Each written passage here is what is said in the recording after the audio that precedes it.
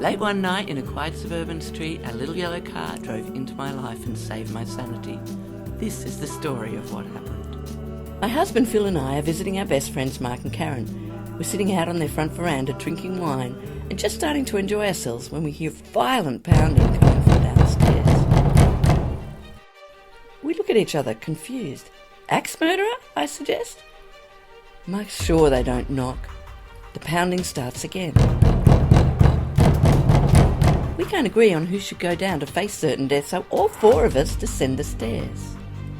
Karen bravely opens the door, and we see that the possible axe murderer is really an irate woman who immediately takes a step inside, looks straight at Phil, and barks, "Is that your car on my nature strip?"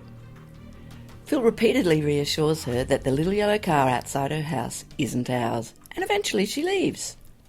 As we go back upstairs, we're like little kids sniggering at this taste of neighbourhood nuttiness. Relaxing on the veranda, we have no idea just how interesting the evening is about to become. I glance over the railing and see an extraordinary scene. I call everyone over to watch the drama unfolding in the street. The irate woman is now standing near the little yellow car, looking very upset. She starts circling the car, pulling on each of the door handles one by one. A man joins her. He tries to open the boot, attempts to push the car, and even kicks the tyres. Their interaction with the car is anything but civil.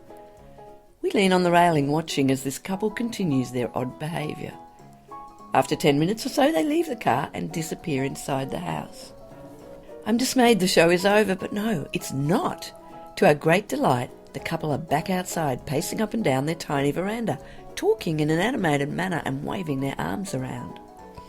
Finally, she stops pacing, puts her hands on her hips and gives the car a death stare, while her husband gets on his mobile and begins an intense conversation.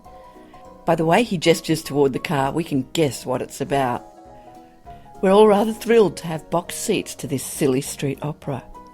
Now, I know you might be thinking that this is an older couple. Not at all. They look to be in their 20s and this is Friday night.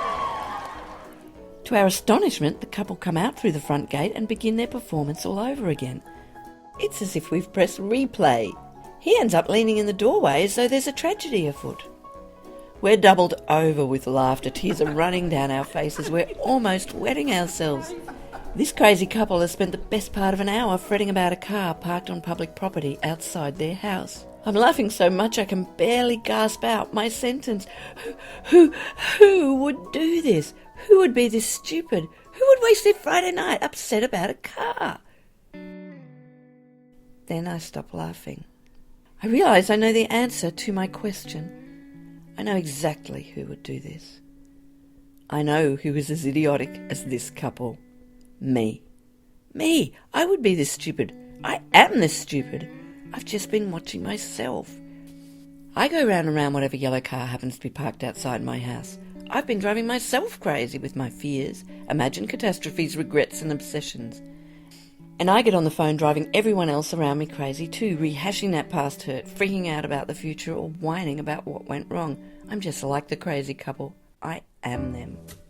Even on a Friday night, I take my misery everywhere I go. After a few moments of sobering enlightenment, I say to Phil, whenever I start doing that, whenever I start acting in that insane way about something I can't change, or some imagined something that might happen in the future, remind me about tonight. And now, whenever I begin my nutty obsessing, which is daily, he'll watch my performance for a bit, then with a smile he'll say, Toni, it's just a yellow car.